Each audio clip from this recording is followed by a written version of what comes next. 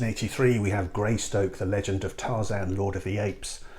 This was directed by Chariots of Fire director Hugh Hudson, who unfortunately passed away just recently.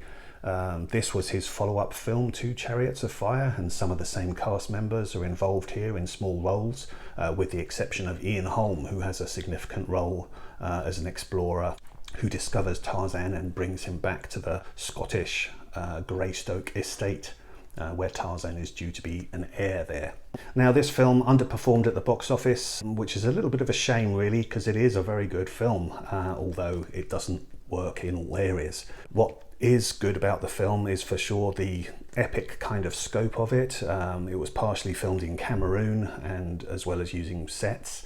The first 45 minutes or so are mostly silent. Well, not quite silent, there's lots of grunts. That involves the chimpanzees nurturing the baby Tarzan into adulthood.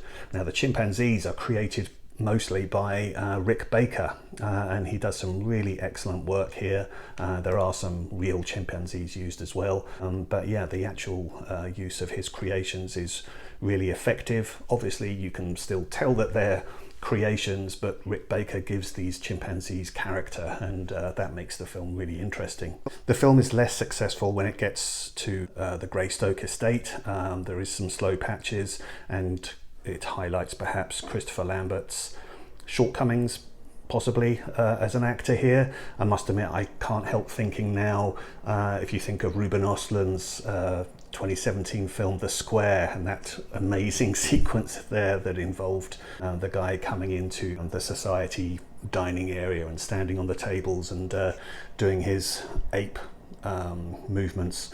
Wow, what would he have been like in this role? That would have been very interesting. But yeah, it's definitely worth watching. Andie MacDowell here is also a very young role for her, but her voice is actually dubbed by Glenn Close, funnily enough.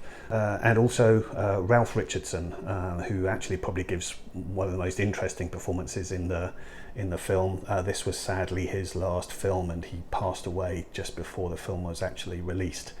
But yeah, Greystoke, The Legend of Tarzan, Lord of the Apes, perhaps not spoken about enough nowadays, and hopefully more people will get to see it.